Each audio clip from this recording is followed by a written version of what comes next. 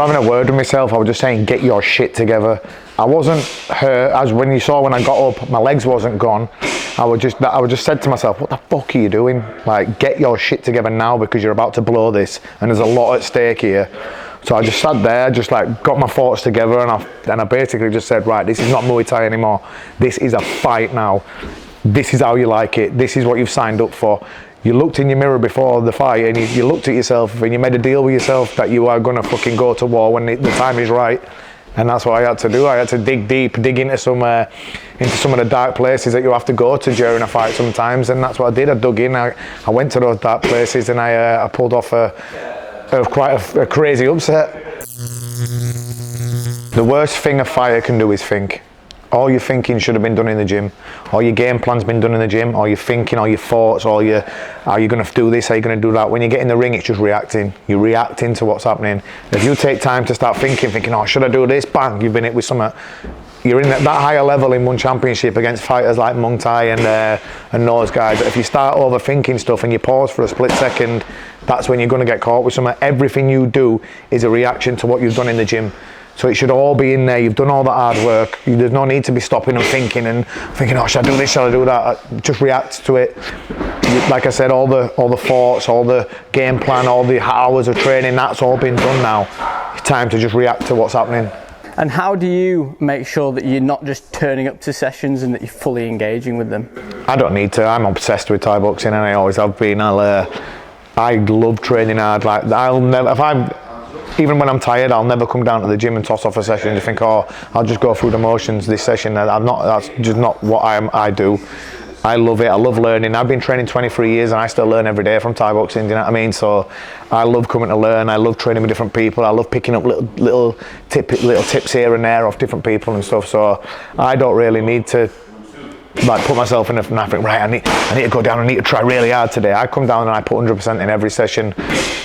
Whether I'm injured, whether I'm not, whether even like when I'm injured, I've been sat home watching fights, I've been keeping my eye on the scene, been picking up little things, been picking up little tips and stuff, thinking, right, so when I'm back and I'm going to do this. Been watching fighters that I might be facing when I'm back and thinking, writing the game plan in my head, how I'll beat him. I'm obsessed, so yeah, be obsessed. After your Muay Thai Grand Prix fight a couple of years ago, that was probably the most open you'd ever spoken after a fight, saying how the time off had just completely messed with your head. Obviously you're having to undergo that now for a different reason. How do you stay positive, not just in training but in life in general, when the thing you're obsessed with you cannot do? Been tough, very tough. I mean, at my age I don't think anyone could have blamed me. 118 professional fights, 91 wins, 51 by knockout, 8 world titles. If I'd have just said, oh, do you know what, I've had a good run and we're just going to sail off into sunset, coach full time, I can make a lot of money by coaching. I've got my website, I don't need to fight again. Even with all the bonus money and that one championship of flying around, I don't need to fight again. My website set me for life. But that'd be quitting. I feel like I've got a lot left to offer. I showed that in a Muay Thai fight. It was just a shame in the Nong-O fight that set off quite a bad injury, but I've looked after my body, I've took care of myself, I've kept working on the aspects that I can do, and I do believe that I can have one final run, one last throw of the dice, one last run towards the title. And if I didn't believe that in my own heart and in my own head, I would have retired. I'm not doing this just because I want to be relevant or anything like that, because all my fights when I was coming up, there were no social media, there were no YouTube. I was fighting in the old Lumpini, the old Rajadamnern. I was fighting out in Thailand when no one could see all this. I probably got like 40, 50 fights out there that no one's ever seen because there were no videos, there were no on TV. I don't do it for this star, the limelight or anything like that. I'm not doing it to stay relevant. I'm doing it because I honestly believe I can come back and I can knock out most of these fighters who are in one championship. And I honestly believe I will come back and I believe I will do that. And I said it'll be my destiny to hold the one championship belt, and I honestly believe that will still come true. And I think there's no denying that you do it for the love of it, because you didn't know that it would turn into this. That being said, you have gained fame throughout recent years. Has that changed the way you approach anything in training? Has that changed the way you approach anything in life? No, I didn't change me one bit. You can ask any of my friends, I'm still the same guy. Nothing will ever change me. Like I say, I'm not doing this to get famous, I'm doing it just because I love it. So if a bit of fame does come with it, then so be it. And even if it didn't come with it, I'd still be doing it anyway. Even if I wasn't fighting for one championship and getting massive bonuses and stuff like that, even if I didn't have my website, even if I didn't have seminars all over the world to go teach and I do make a good living from it, I can't deny that, but even if I didn't, I'd still be fighting. I'd still be doing it anyway. Like I said, when I was coming up, I ended up fighting the Lumpini and Rajadamnern #1 for the WMC title. Do you know how much I got paid? £300. £300, and I did it because I love it. And I fought him twice, and the second time I got a little bit more money. But do you know what I mean? I was doing this just out of love for it. And I was only about 19 when I did that, 19, 20. And anyone else in the right mind would have probably thought, why am I fighting the best fighter on the planet? He's ranked #1 in Thailand, at Rajadamnern, at Lumpini. Why am I fighting him for £300? Fuck this, I'm going to have to get a job. I'm going to go make some proper money. But I did it, and I stuck with it, and now I'm reaping the benefits financially. So yeah, like I say, I'm not doing it for fame or anything else other than just the fact that I love this sport and I love to fight. And I spoke with Vinny last week, and he mentioned that a little known side of you is a very compassionate side, and how you've done things for friends and friends of friends who've passed away, fundraising and things like that. On that side of things, what values do you try and live your life by?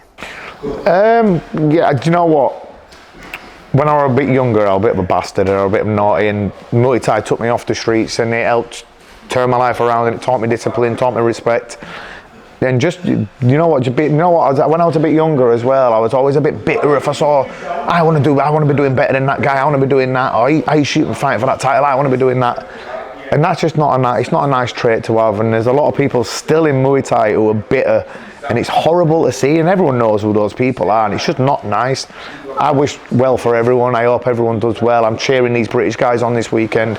Like I said in an interview, I get inspiration from a lot of the British fighters. Obviously me and Agate have had a little bit of a beef recently, but I still, when I watch him on the pads and I watch him fight, I still think, fucking hell, the kid's good, do you know what I mean? So there's always, I don't wish anyone to do well. I don't think ever wish, I'm not jealous anymore or of anything. That gets you nowhere. Just live your life, just be nice, do you, do what you love, do it with passion, and even the stuff you don't love, do it like you do love it.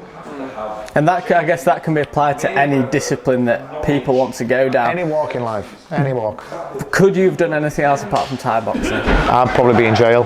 Like I said, it took me off the streets. I was hanging around with a lot of fucking idiot kids when I was younger and stuff. And I remember my dad dragged me down to gym once, and he threw me in gym, and I'd been up to no good. And he just said, "Richard, tell him if he fucking carries on here, he can't come back to this gym again." And Richard told me that, and I was like, oh my God, no, I better stop my shit out here. I don't ever want to stop doing this, because this is the only thing that I was passionate about. I didn't really do any of my GCSEs and that in school. A lot of them I didn't even bother sitting because I was too busy thinking about coming back to this gym. This is all I ever wanted to do, and here I am, I'm living my dream. And I think it's the biggest compliment you can be given, that the name Liam Harrison is just synonymous with Muay Thai. How on earth are you ever going to be able to hang the gloves up? It'll be tough, but you know what? I don't want to embarrass myself. If I come back and if I don't think I can put in those kind of performances like I did against Anawat, like I did against Muay Thai, like I did when I knocked out the Rajadamnern #1, like I did when I've won all these titles, or like I did when I destroyed Mediza2 and all them guys. Do you know what I mean? I've beat some of the best fighters on the planet, and I've done it in style a lot of times. And I like being involved now in those crazy war style fights and giving the fans the money worth.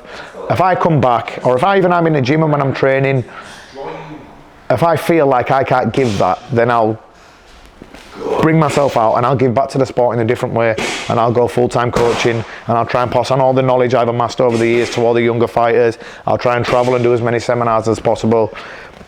I can't miss it because I am it, you know what I mean? It'll always be with me, and I'll always be around it, and I'll always be able to give back.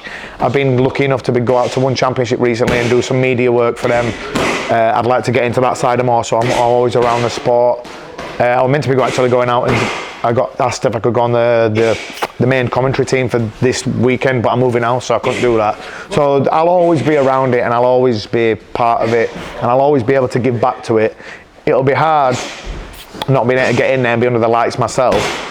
But like I say, I'll know in my own heart, in my own head, if I can't do that, it's not fair on people who are paying for a ticket, it's not fair on my family, no one wants to see me get hurt, and I don't want to fucking put a dampener on what I've had, and it's been a good career. But on that being said, I'm not fucking off out like that. I'm like I did in my last fight, on a stretcher, getting taken off to hospital. I'm not going out like that. I'm going out on my own terms.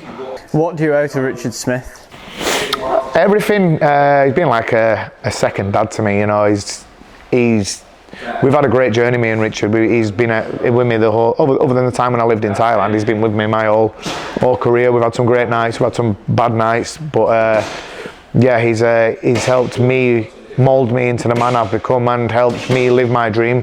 So yeah, I owe him everything, and I think we've got a few more good nights left in us yet before I hang up gloves up. And what about after the bad nights? How's he been there as a support? How's he also been there maybe to keep you balanced when you're winning these amazing numbers? Well, he tells me straight if I have a bad loss and that, and he'll just say, that was shit, what was that about? Do you know what I mean? He won't sugarcoat anything. He'll tell me and he'll take stuff away and we'll go in the gym and work for it. Even when I win, we'll take stuff away that I didn't do that well in that fight, and we'll come back in the gym and we'll work on things. He's got a great eye for the sport and he keeps learning just as much as I do. As a fighter, remember me for the Muay Thai fight, remember me for that. I got up when I didn't need to, not many other people would, I got up. As a legacy, yeah, remember me as a great fighter, but I want to be also remembered as a great coach. Not many great fighters are able to put it into coaching as well.